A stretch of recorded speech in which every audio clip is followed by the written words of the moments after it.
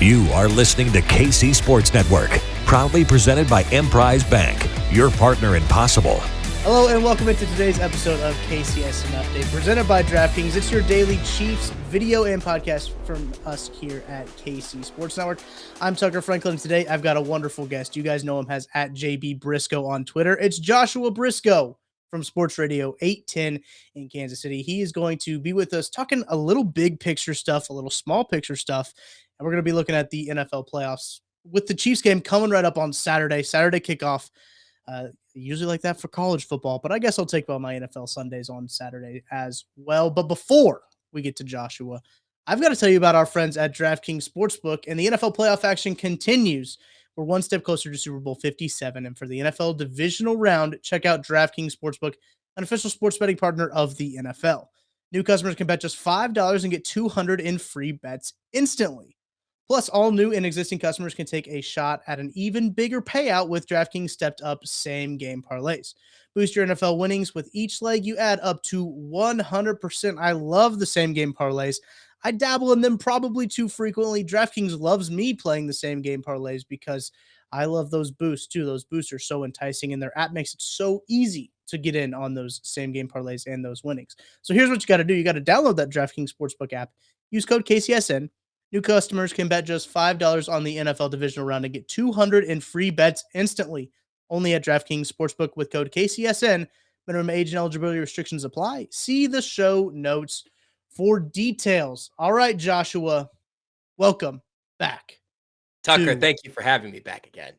KCSN update. Yes. No, it's great. I'm glad we got you on for the playoffs. Got you gearing up. As you may know, as well as Sports Radio 810, Josh is 1/3 of the Times Ours podcast, who we basically have the Times Ours podcast on KCSN Update. If you, Nate Taylor every week, I think you've been on a little bit more than Seth, but Seth comes on as well. You guys might be tied for episodes now. Yeah, I'd like to extend my lead if possible.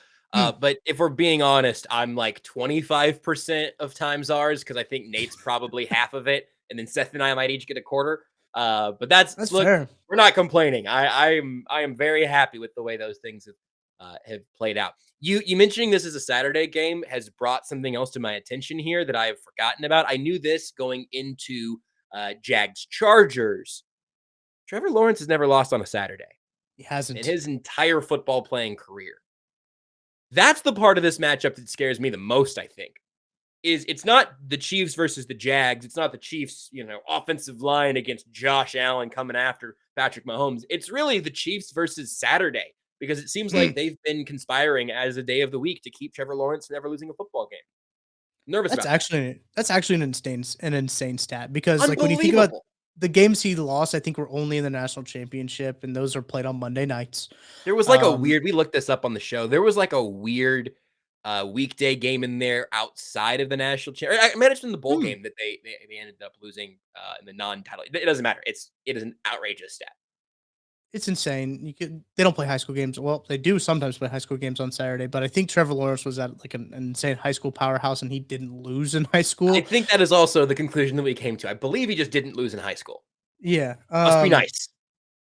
Because as what I think Brett Coleman, it was Matt Miller said this earlier on KCSN Update on Monday. Trevor Lawrence was basically tapped from the minute he went to Clemson that like, oh, this guy's the next thing. Like he's like the next Peyton Manning, he's the next Tom Brady.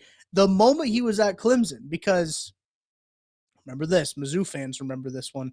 Kelly Bryant, former Missouri Tigers quarterback, previous Clemson quarterback, did lead them to a national championship, by the way, but then was been benched for Trevor Lawrence, who, by the way, Dabo Swinney did not give Kelly Bryant his national championship ring because he transferred.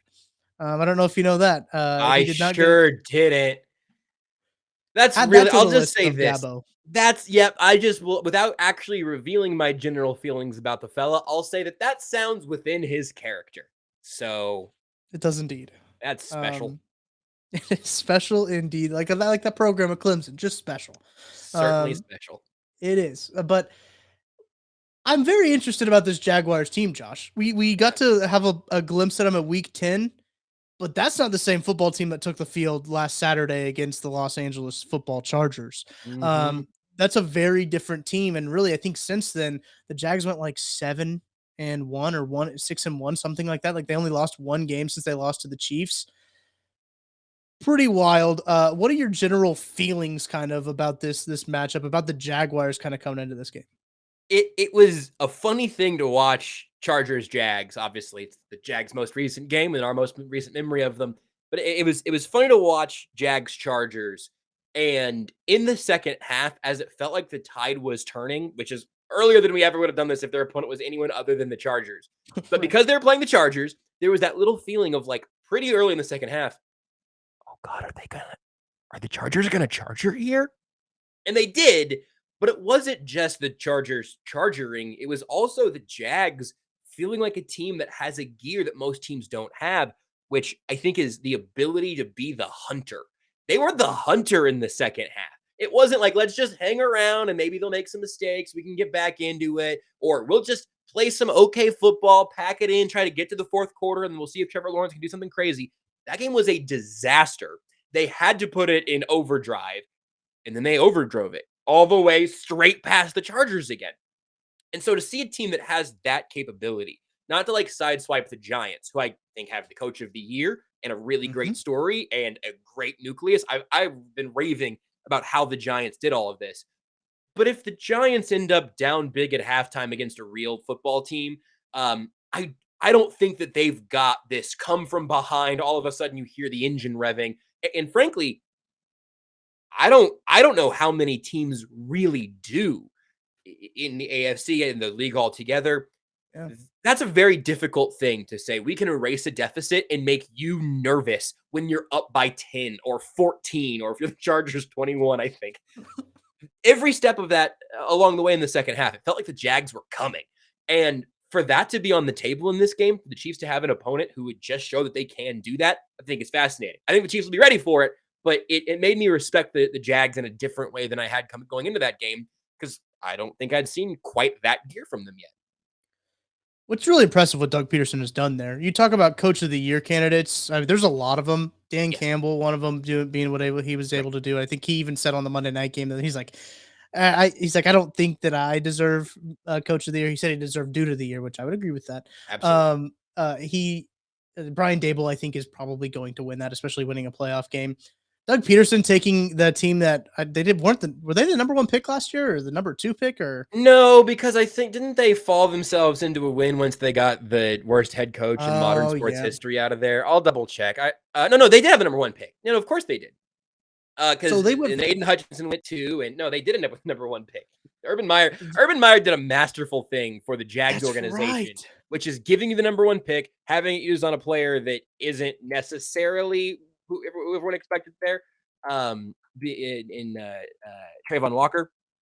But Urban Meyer just doused it in gas, lit a match, got thrown out, and then the Jags got a nice draft slot, and Dougie P turned it all around. As a playoff team, winning a playoff game, winning the division, that's something. That's a real accomplishment. Yeah, that's absolutely. Shout out Doug Peterson. I always thought it was. I can't remember what it was. I think it was Doug Peterson was kneeling the game out to kind of tank in Philly or something like that. Something happened in Philly that soured him. It was something like that where he was clearly trying not to win games. And I think he kind of lost the locker room in that circumstance. And after he got fired, you knew he was going to land somewhere else, right? But when that hiring for Jacksonville was one of those, I was like, oh, this might be something for Jacksonville. I thought that he was going to be good for Trevor Lawrence. We've seen Trevor Lawrence take step after step. He's been, I think sometimes the game manager connotation is bad, is in a negative sense, but I wouldn't necessarily call Trevor Lawrence a game manager, but in that game against the Chargers, he was able to manage that game so they could come back, if that makes sense. I'm not calling him a game manager, but he was able to do things like get the ball to Zay Jones, get the ball to Evan Ingram, get the ball to Christian Kirk, who they paid $1 billion to those guys combined this offseason. And it worked. Here they are. We make fun of them. We make fun of them for spending that much money, and it worked. The Jaguars have a TikTok on their account right now that's pinned to the top of somebody like, the Jaguars are doing all of this stuff. They spend so much money on these guys, and they're making fun of this guy, which is perfect. Yeah. Every team should do that. No teams should not have any filters on social media. I agree that I think Chargers should probably develop one, just because it's like they are setting us up to dunk on them again in a week. Yeah, because when the Chargers do it, it's shortly followed by an outrageous collapse, and then they just get more TikTok content for next year, I guess. That's true. June champions, the Los Angeles Chargers. They always win June and win the off season. So, but on the record, I feel like I always like what the Chargers do in an off season, and then it just never comes together. Like, I don't even think they're a dumb franchise. I just think they somewhere their compass got broken, and I don't know how you fix that. They must have built the original. What was it, Qualcomm Stadium on top of like a Native American burial ground or something like that? Just something like they're just cursed. Something cursed happened because they got an alien at quarterback, and they can't figure out like how to build an offense around him. It's hurtful. I know that they're like in the division and we're not supposed to like them, but it is kind of heartbreaking at some point. So you just like look at it as just like from a human stance, you're just like, man, that sucks. Like trying to put ourselves like imagine if the Chiefs have Patrick Mahomes, which they do, but imagine they couldn't get anyone around him. Imagine if they had two really good wide receivers basically, and they could never get on the field. Imagine if the offensive line coordinator is Joe Lombardi, and their defense is supposed to be better than it is. Everyone's older than they should be. The cap situation's not exactly where you want it to be, and the rookie contract window just closed. Just right there, gone. I can't imagine the frustration that the Chargers fan has. With, had to do it. It was a layup. It was right there. I had to take it. But going back to the Jaguars, I do think the pieces they've put around Trevor Lawrence have helped Trevor Lawrence develop, right? Yeah. That's obviously a big part of like what Doug Peterson's plan was in helping Trevor Lawrence develop. Now, there are times like the first half of that game where Trevor Lawrence throws 4 interceptions. We're like, oh, okay, that Trevor Lawrence can be the second half Trevor Lawrence, and he can also be the first half Trevor Lawrence. Like, there's really no in between with Trevor Lawrence, I don't think. Solely Chiefs on Twitter, he likes to, dig on Trevor Lawrence a little bit, just because I think a lot of the hype of Trevor Lawrence coming out soured some people on him. Because as we mentioned, he was tapped from the minute he was at Clemson, and now we're seeing him kind of become a good quarterback in this league, a quarterback that is now in the AFC field. You have Patrick Mahomes, Josh Allen, Joe Burrow, and Trevor Lawrence. Those are your 4 quarterbacks left. That's the company that he was hyped to be in. And it is exciting to see this Jags team be where they are. I like them personally as a team. I think there are some players that Chiefs fans might not like on the defensive side of the ball. But offensively, and just like the Jags coming off that game, I've been thinking about this a lot. And I don't know if a comeback win like that will help or hurt the Jaguars in this game, because they've been to Kansas City now. They know what the atmosphere at Arrowhead would be like. Granted, it was a Week 10 game at noon, I think, so it's not the same atmosphere as AFC divisional round Arrowhead. Sure. And I go back and forth between that's a very emotional win, that's a gutsy win. Dougie P did not hold anything back. He emptied the clip on the Chargers on that one. So what's next, right? So like, what's next? That kind of the same situation that the Chiefs kind of ran into when you talk about. They emptied the clip against the Bills, and then they had to go play the AFC Championship game the next week, right? They had an emotional win against the Bills, the 13 seconds, everything, and then they have to go play another game. So I'm curious to see how they respond to that. Yeah, I think it's an interesting thought experiment that I also haven't spent any time on, in part because I think of the dude in charge. Like, if Doug Peterson is looking like ragged walking around the facilities this week, I'd be surprised and worried for the Jags both. And ultimately, like, I think there's a confidence there. This is new to a lot of the Jags. It's not new to Doug Peterson. He's been here and further and accomplished everything you can as the head coach of an organization. And the Trevor Lawrence thing is interesting. And it's funny for you to even mention what you did about kind of feeling bad for like Justin Herbert and like the organization in a sort of macro way, because I do think the Trevor Lawrence hype fatigue, I think people come by it honestly, but I also think it is a close relative of my least favorite thing in all of media, at least in sports media, which is getting tired of greatness before it's done being great, or in this case, being tired of greatness before it started to be great, perhaps, which again, I get, because if you're saying, oh, Trevor Lawrence has been way more hyped than he deserved, that can eventually wear on you. But that wasn't really the case in college. He kind of just was the dude that he was advertised to be. And then Urban Meyer tried to ruin him. And then he got a real head coach. And here we are talking about Trevor Lawrence being amongst that quartet on the AFC side in the playoffs.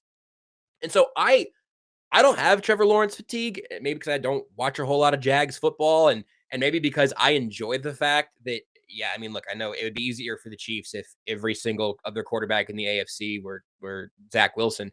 But right. I almost said Nathan Peterman, but I felt like it was time to move past Nathan Peterman slander, and I think Zach Wilson's the guy for the job.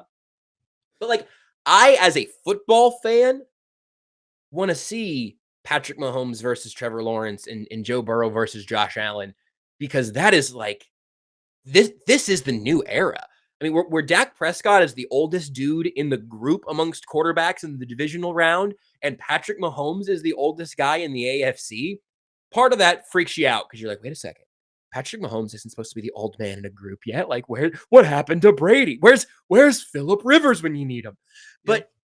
But what it does, that other than give me a brief existential crisis, is it reminds me that we are set up for a totally new generation of NFL superstars here.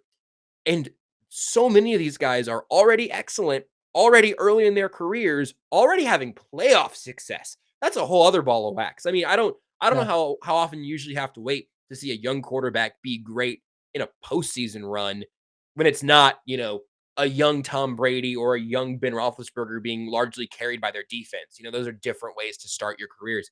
We got a bunch of gunslingers out here right now, and I think that's awesome. It makes the NFL more interesting. It makes Sundays more fun, and it also will make the playoffs a little more stressful for fans of each of those teams. Them's the breaks. I'd rather have it that way than any other way, and the Chiefs still have the best of that group, which has got to make you feel good. So I think looking at this matchup at face value, you see Jaguars. It's pretty easy to go, this game's going to be a cakewalk. Sure. The Chiefs beat the Jaguars earlier. They are out to a 20-0 lead at halftime, and then they kind of, did the old Andy Reid trope of letting your foot off the gas. It was 27-17 is what that game ended up. Mm-hmm. Ended up being a little bit closer because I think Zay Jones, or there was a touchdown call back for Christian Kirk for an illegal man downfield. There was a couple of things that could have happened here or there. Chiefs did turn the ball over 3 times in that game. So it's like, take what you will. This is a different Jaguars team than what we saw in week 10. Yep. And I think that this game will be a little closer than what people are anticipating. The Chiefs fans are anticipating, because you see the Jaguars, you see the brand. Last time the Jaguars were good, they had Blake Bortles as their quarterback. Yeah. And they were also wearing faded helmets. Those were really bad. We knew it at the time. Those were bad. This isn't going to be something that we're ashamed by later. We all hated those. That's true. They were bad at the time, and they've always been bad, and they will be in the Hall of Fame of bad uniforms, those Jaguars uniforms. Listen, somebody had to try it. Somebody had to try it, and I think the Falcons have gradient uniforms now, which are bad, but not as bad. The helmets they were basically just striped in half. I mean, the gradient was not there. It was basically non-existent. Some very strange choices being made in the Blake Bortles era. That team made it to an AFC Championship game. Yeah, they were, and we're like close, right? I mean, that team was knocking on the door of a Super Bowl appearance with Blake Bortles at quarterback and those two-toned helmets. I mean, what a time to be alive. Their uniforms now leaps and bounds better than what they were. Absolutely. Incredibly.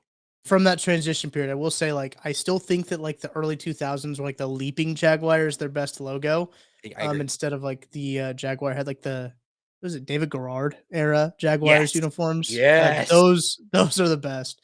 I remember my Jags with Fred Taylor wearing those helmets. And the Maurice Jones-Drew era, they started to lose the plot again a little bit, I think. Those long little squiggly lines they had down the front, random piping, that was weird.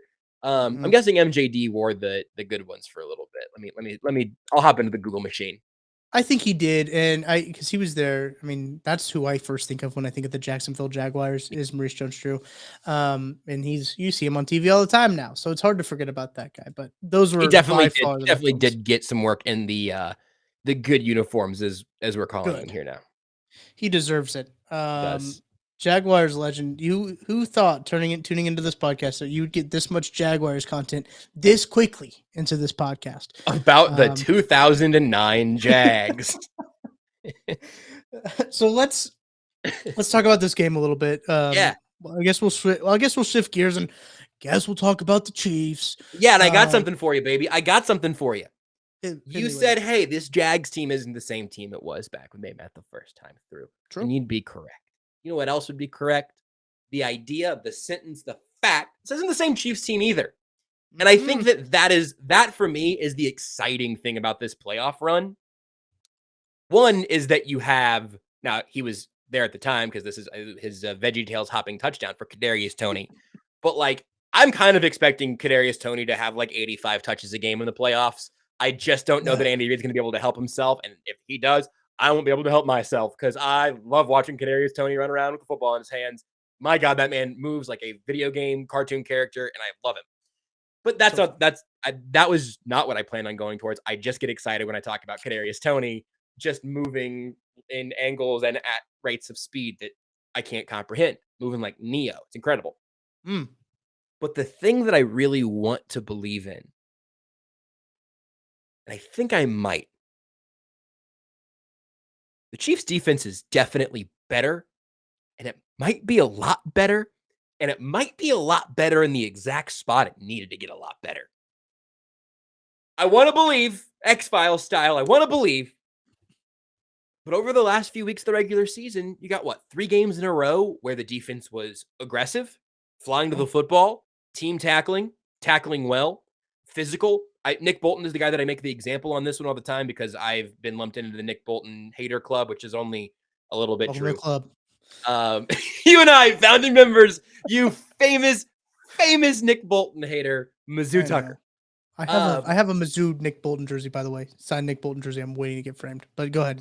Sorry. So you can drop it off a building or something. So you can light it aflame. But like I use Nick Bolton for this example because it frustrates me the most when he does it. Because when he plays well, he's a bowling ball full of knives. To go back to I think a way that Maurice Jones-Drew was once described.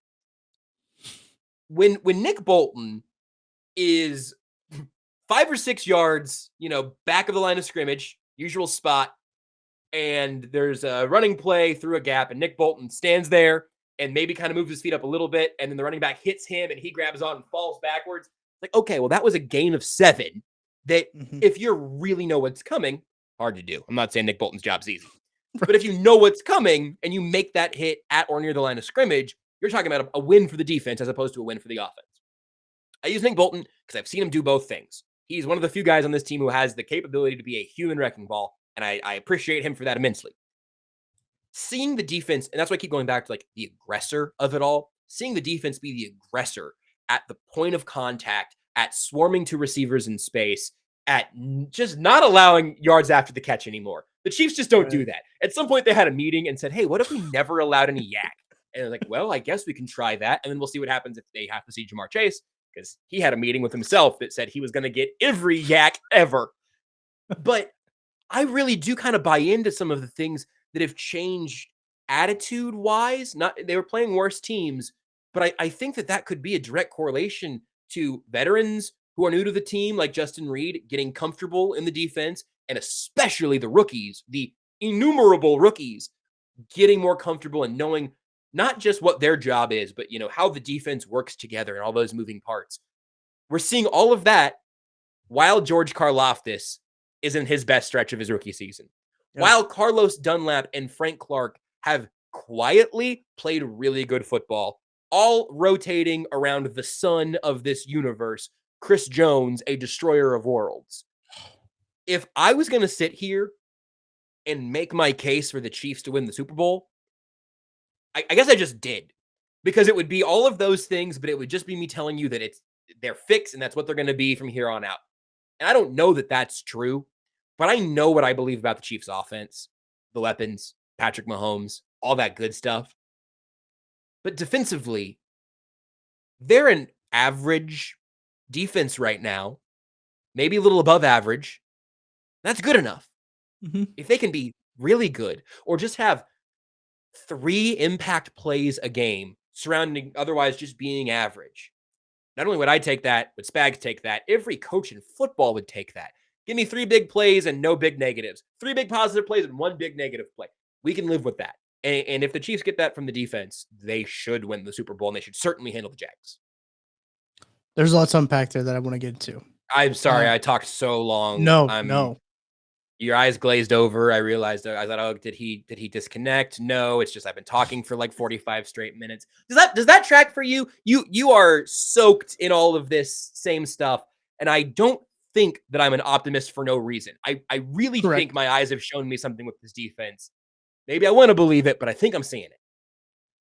I think you're 100%. I think you're onto it. I think Craig Stout made this point when we were watching the Raiders. We had a watch party at the Holiday Distillery. We were watching that game. Craig leans over and says, "This is the best game the safeties have played all year." Yeah, absolutely.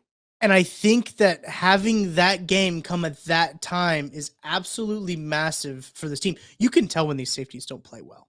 You can very much, and that goes back to your yak conversation.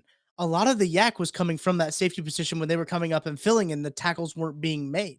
They've played a whole lot better. They've been better at tackling.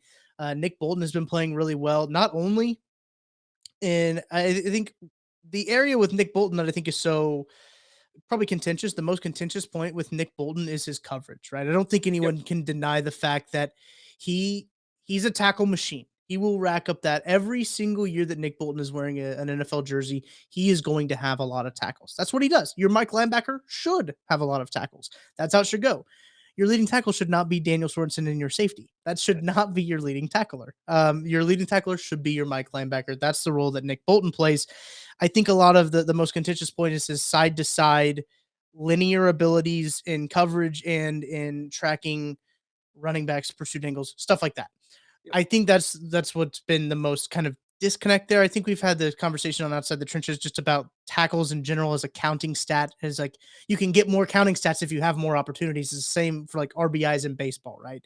Yeah. A guy can have a lot of RBIs, but you want to look at his RBI chances. If he has a lot more RBI chances than like the next guy who's in second place and has a good amount of RBIs, you could probably say that guy in second place might be a little bit better.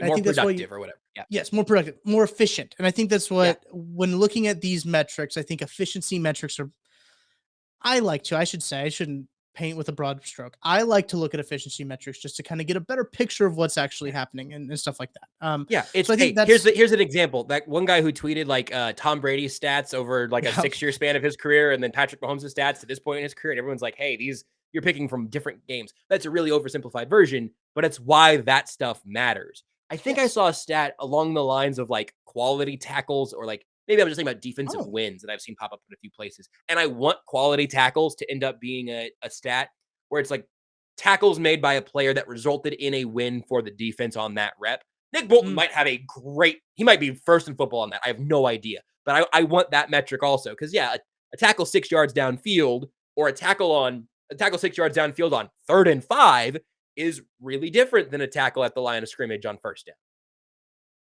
There's so much context that lacks in a lot of stats.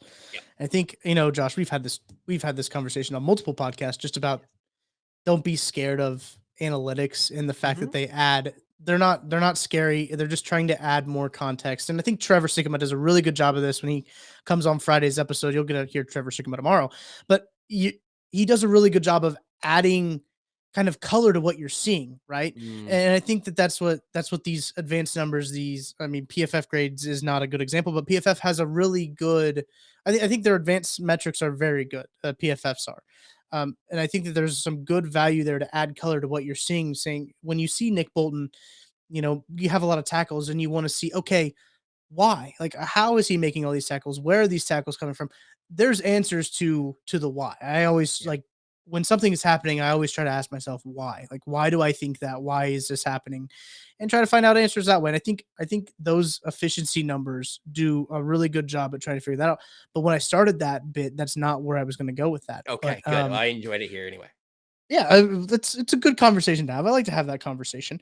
I think Nick Bolton is very much improved this season. I've been very impressed with his coverage. I believe he coverage graded out better than Willie Gay. I could be wrong by that, but at one point in the season, Willie Gay quietly has not had the exact season that a lot of us we're hoping to see, I feel like.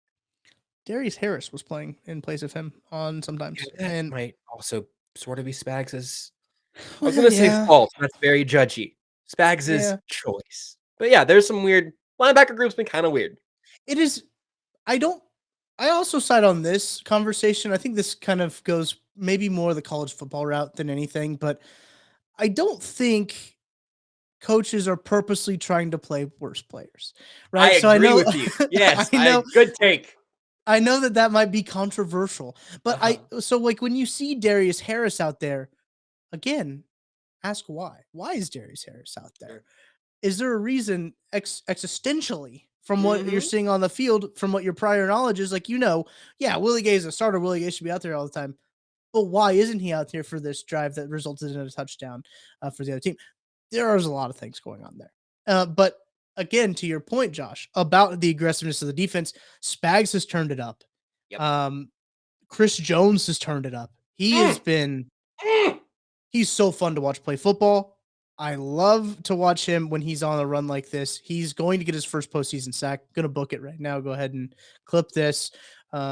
He's going to get his first DraftKings, postseason put the sack. prop up. Let's go. Boost it. Say Chris Jones playoffs over under. You know what? You want to make it one full sack? I'll do that.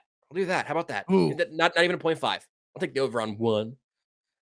I've done some props on DraftKings with sacks, and they do the 0.25. So like you're cheering for a half That's fine. sack, That's basically. fine. I Put it at listen 0.75. I'll take the over. if they would put it at 1.25, I think I'd take the over. I think for he gets the entirety of the playoffs. Absolutely. Yeah. I think Chris Jones is playing at a level that we have not seen Chris Jones play at. Nate Taylor made a really great point. I'm sure he did on the Times Ours podcast as well as the KCS and update because he can't seem to stop talking about Chris Jones. Which We've become it's the no cap to longer that. Times Ours. It is now Times Chris Jones's. Yeah. He's been playing incredibly well. He should rightfully be the defensive player that he got. He didn't get one vote for the unanimous selection, which I believe was like some Chargers guy. I can't remember his name off the top of my head, but he had him at second team with Quinnen Williams. Like his first and second teams were definitely flipped. Like he definitely messed that up. He just made a mistake. And that was definitely a mess up. But he has been incredible this year. It's one of those things where you see that, as you mentioned, George Karlaftis playing well at the right time. Yeah. This defensive line just all together. And BJ's talked about this. I'm going to bring this up to you. You have Patrick Mahomes, and I'm sure people are tired of us talking about this, but I think this is so interesting. Every time we ask somebody, I want you to guess. I think you will guess. We asked which stat is more impressive. Okay. Which stat is more impressive? Patrick Mahomes setting the all-purpose yards record, right? Patrick Mahomes, Very good football impressive. player. Yeah. Very impressive. Drew Brees also didn't run the ball, so that's impressive on Drew Brees' part. And then the other stat is the Chiefs becoming second in the league in team sacks after being 29th in the league in team sacks. Yeah. The second one is way more impressive because of your expectations. It's completely about expectations. If you set the all-time all-purpose record, I would say that was more impressive. You know what I mean? Like he's Patrick Mahomes. I kind of thought that he was probably going to put up something close to 5,000 yards this year because that's what he does. I didn't think he'll give me that high preseason. I won't be that. Yeah.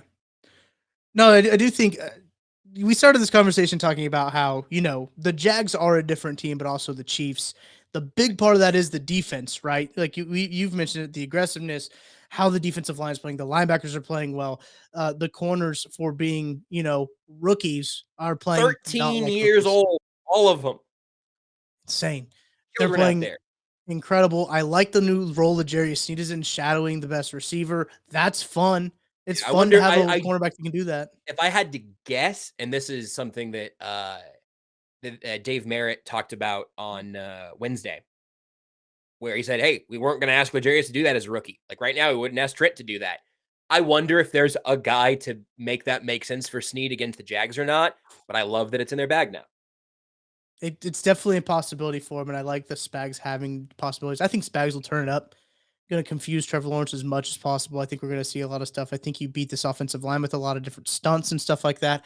Walker Little's been playing really well for the Jaguars. I liked him out of Stanford. I think he was a good prospect. One of those guys I kind of had circled for the Chiefs in the mid to late rounds as a guy who could come in and maybe play a little bit of tackle, be a little depth piece for him, but as what Darren Kennard's basically doing, I think that's how the Chiefs probably would have used him this year. So I think he's in the best situation for himself. But they got a decent offensive line. I'm curious to see how the Chiefs get after him. But I want to talk about the offensive side of the ball because Yes, I'd love to.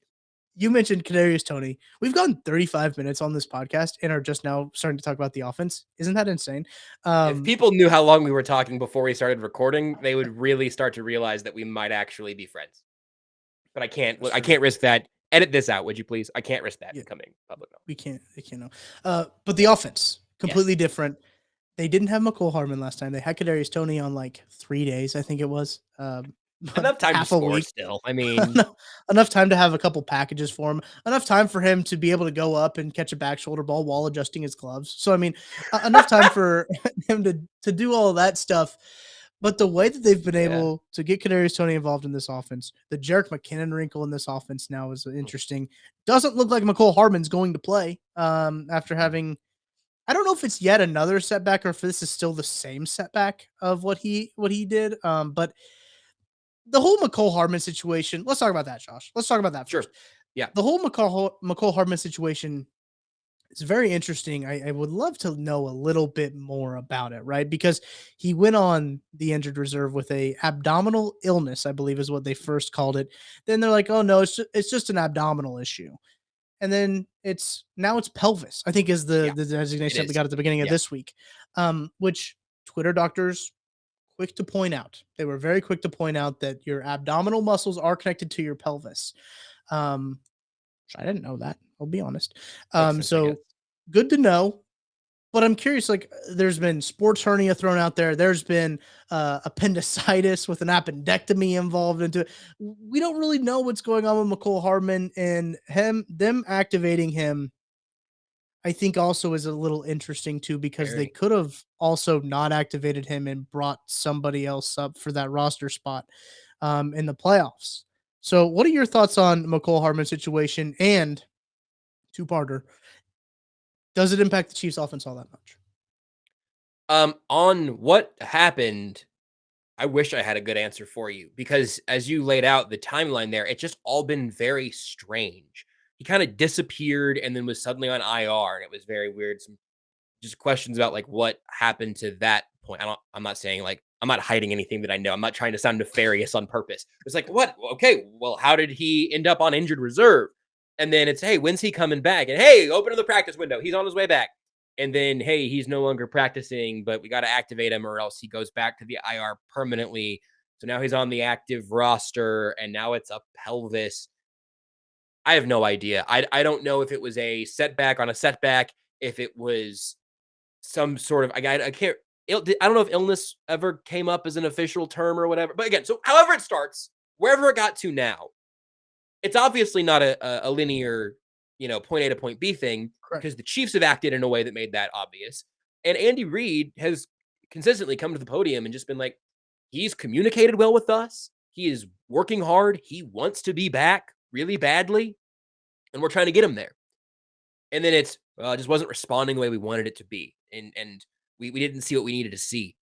All that stuff sucks. I hate even like the day-to-day jokes we make that date back to Eric Berry being, quote, literally day-to-day, like still bothers me, because it's just the least satisfying way for a player to disappear off your radar. For Hardman maybe end his Chiefs career. So all of that is frustrating. And I just wish him the best and hope that he returns, because I've got a take that has evolved on Mecole Hardman quite a bit.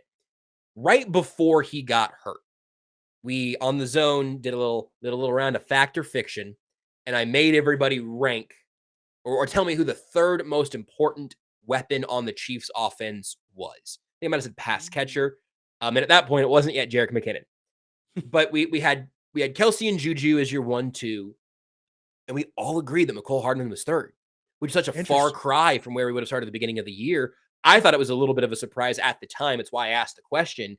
But we were all just kind of on that same page, because so much of the offense involved him, even if it was just his motion in the backfield and the threats he could put on defenses at different places, even when he wasn't getting the ball. So in that moment in time, I would have been extremely worried about where the Chiefs stand now. I think the offense is more one-dimensional, not one-dimensional, but it's less dimensional when it's Sky Moore running those sweeps. It's less dimensional when it's Justin Watson. And Mecole Hardman is actually a dynamic football player, which you can never have enough of. Trading for Kadarius Toney and him looking as good as he has, and him potentially being able to step in that role for the playoffs has lessened my concern quite a bit. As I've previously discussed, how much I've enjoyed his brief time in Kansas City so far. But also, like, a hallmark of Andy Reid offenses is that it takes you like half your career to figure it out as a wide receiver. Right. To know what you're supposed to do, and really more importantly, like, to know what you're reading from the defense and how that impacts what you're supposed to do off of that. It's not just like, okay, I need to remember that if I hear a 9, it's a go route. It's like, no, it's not just that. It's all of those intricacies. And Hardman looked like a guy who had done that. He looked like he had largely put it together. I think there's a misconnection with Mahomes early on that probably felt pretty familiar to a lot of people. But it felt like that corner was being turned, so to speak. And then for him to just kind of disappear from the offense is frustrating. It's a bummer. I think it could matter in the playoffs if the offense gets congested again. But I think the role that Jerick McKinnon has found since about Hardman's injury and Toney's ability to be everything he has been, if Toney gets hurt, you got to have me back on again, and I'll be a lot more nervous sounding. In general, I think it is a loss, and it is a huge bummer. I think they'll be okay, but I was really excited to be excited about the contract year for Mecole Hardman, and that opportunity just is gone right now. I agree. Looking at his stats here, it looks like he played in 8 games this season. Right. 25 receptions for 297 yards, averaging 11 per catch. He was having a decent year in terms of, I think he had 4 touchdowns too. So a little bit, he was scoring. He was a red zone threat. As you mentioned, like you started looking at this Chiefs team and you're like, yeah, he probably is number 3 through the first 8 weeks of the season. You were looking at it. You're like, oh, he's probably the 3rd guy you're going to go to in the red zone. And we saw the Chiefs struggle a little bit in the red zone when they didn't have Kadarius Toney, when they didn't have Mecole Hardman. I think what I was looking forward to was seeing those guys both on the field at the same time. Absolutely. I think that was the most exciting thing. Like, what can they do with 2 guys that are incredible when they get the ball in space? Like, I know that some people like to call Mecole Hardman a gadget player. They like to say that he can't do so many things, but Andy Reid has been really good with getting the players the ball in positions that they are good at, right? Yep. He's not gonna send Mecole Hardman on a double breaking route that goes across the middle of the field. That's not Mecole Hardman. He's gonna do the best what he can do with Mecole Hardman. Just to see what him and Kadarius Toney could do at the same time was so exciting. It doesn't sound like we're gonna see that, but I don't think I'm worried about how this offense is going to perform in the playoffs, especially, what they showed against the Raiders. The Raiders didn't have anything to play for, right? The Raiders didn't have a whole lot going for them. They got merry-go-round. I think Kent called it the carousel. I don't know if you heard that one. I didn't. That's great. He called it the carousel on the spot, which, sorry, I hate to give Kent credit, but that was a pretty good one. Pretty good one. Probably better than Snow Globe, but Reindeer Personnel is very solid. Also, the formation with Colin Saunders calling it Leatherneck is perfect because he went to school at Western Illinois, which are the Leathernecks. So it's just so good. The attention to detail there is incredible. But I'm not doubting the Chiefs offense at all when it comes, especially Andy Reid off of a bye week. Doug Peterson's going to throw out all the stops on the offensive side of the ball. He started the game. He started the game in week 10 with an onside kick. So, I mean, what we were getting into. There's a familiarity there, which I think benefits the Chiefs more than it benefits the Jaguars, if that makes sense. With just the way the coaching staff is, everything like that. But the offense would love to see Juju get involved a little bit more than he did in recent weeks. I don't know if hasn't really had a game in the past where you're like, oh wow, there's Juju, because I think defenses are taking Juju away a little bit. Because that's the receiver you can take away. Then you're going to die like hasn't caught a touchdown in a minute, right? I think it's been 6 weeks. What it felt, right. He hasn't caught a touchdown, which because Jerick McKinnon has caught 50 over this span, so Juju and Kelsey haven't seen the end zone much. Right. You were getting on DraftKings there for a little bit though. I will say like mid-season, and like Travis Kelce was like minus 300 to score a touchdown. Like Yeah. you weren't getting any value in terms of anytime touchdown score with Travis Kelce. He was usually a lock to score a touchdown, but now haven't scored since week well, in 6 weeks. I don't want to do the math right Too now, much but math. What too games, much what math. weeks? There's a bye week now. I don't like it.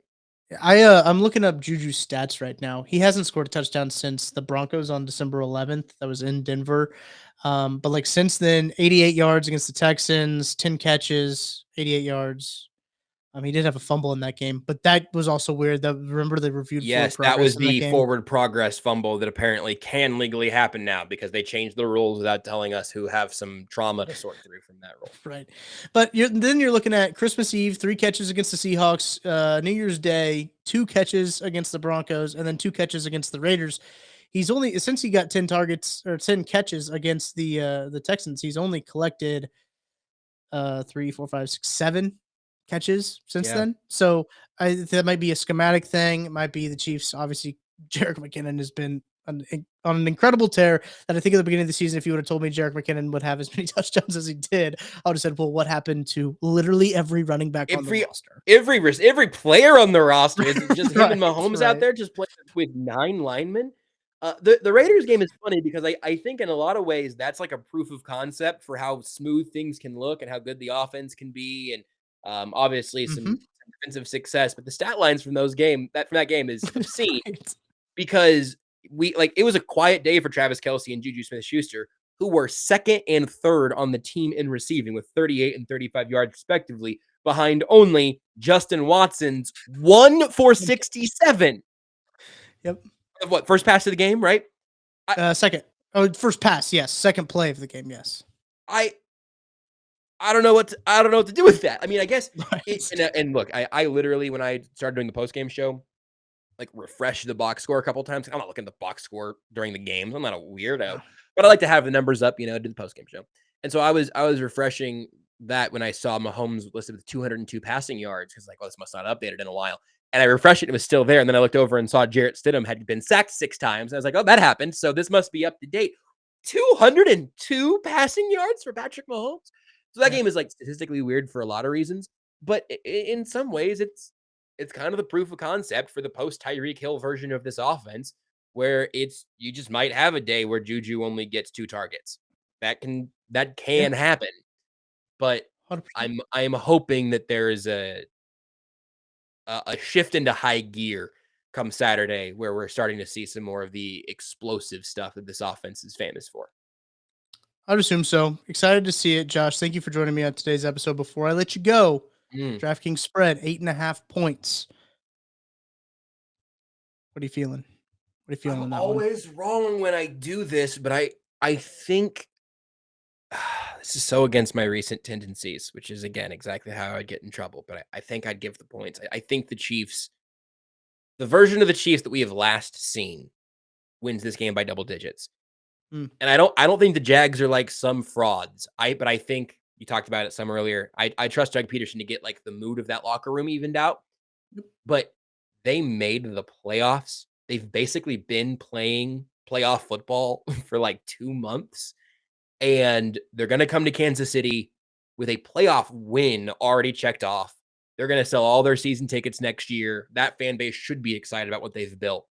Oh, yeah. I just think the Chiefs are better kind of across the board, which is not to say that they couldn't lose this game. You can clip this on Sunday when the Chiefs lose 31-28 or whatever because they had 3 turnovers and something sputtered somewhere. We know that's within the Chiefs' character. Far be it from me to tell you to put the house on the Chiefs versus an AFC South team. I would never tell you to do that. But I think they win this game in a relatively convincing fashion. Interesting stat here. The Jaguars have covered the spread in 5 of the last 6 games. Everything about my brain wants to just take those points because it's a lot of points in a playoff game. It's a ton of points in just an NFL game period. Regardless of playoffs, you don't see lines this big. I think it's the biggest spread of the week. It should be. It should be the biggest spread on paper. I think it's the most. Yeah, the Eagles Giants is 7.5 in favor of the Eagles. Do you want my my DraftKings absolutely don't take this advice lock of the week?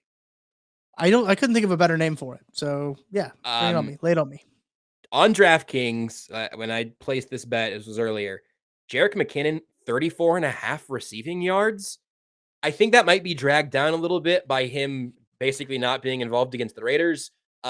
We've already made our feelings about the Raiders game pretty clear. That might be 1 or 2 receptions for Jerick McKinnon. So I like that one. I also like the over on Noah Gray, but I almost always take the Noah Gray overs when I remember to do it, and it pretty much always hits. So they never give him very high totals. Another fun one too. If you are the live betting type and the Chiefs do get the ball first, or whenever the Chiefs do have the ball, the Chiefs have scored the first touchdown of each of their last 6 home games. So bet on that now, and you're just betting on a stop and a score. That seems within the realm of possibility, especially if the Jags do something weird, maybe go for it on 4th down around midfield or something like that. I don't mind that at all. Chiefs have also won 10 of their last 11 games on a little bit of a run here heading into the playoffs. So funny because so many of those games felt like we might as well have been doing post-game loss shows. It's like, no, they just needed overtime to beat the Texans. Yep. Josh, I appreciate you hopping on here, talking a little Chiefs, little Jags, kind of cathartic. Get all we haven't talked about a football game in a while. It's been we've had to build up to it, but I'm glad that we got to talk about a football game. It was just good to say football words in a microphone with you again, Tucker. Thank you for having me back here again. And if you invite Seth back on before me next time, I want to know the count so I can make sure that I stay ahead of him at something in life. He's already got age and number of children locked up. I'm not going to challenge him in either of those. So if I could just get KCSN appearances over Seth, I think I'd pretty much be even. He probably has professions over you too. He's got a little. He's got more professions than you do. He's probably true. He's built up a solid lead in a lot of those things. But Josh, he had like a 40-year head start. So I mean, you can find Josh's work, Times Ours podcast on The Athletic with Nate Taylor, Seth Kaiser. I thought I was going to flip their names in my head. Sometimes I do that. Me too. But you can find him also on Sports Radio 810 in Kansas City. If you are driving around on your car, 8:10 a.m. Even if you're in your car, if you're on your car, you're like Green Goblin in it. That's even cooler. But I mean, if you have any relationship to a terrestrial radio from the hours of 10 to 2, might just catch these pipes. Check them out. Josh, once again, you are the man. We'll make sure that you stay ahead of Seth. And tomorrow, it was one of my favorite episodes always of every week. Trevor Sikkema joins BJ Kissel. They're going to talk about 3 key matchups leading into this game. Last week's episode, if you haven't caught it, Trevor Sikkema talks about some of his 3 favorite stats from the Chiefs season, just kind of looking at some advanced metrics, some wild stats about Patrick Mahomes because he's insane. But make sure you go check that out.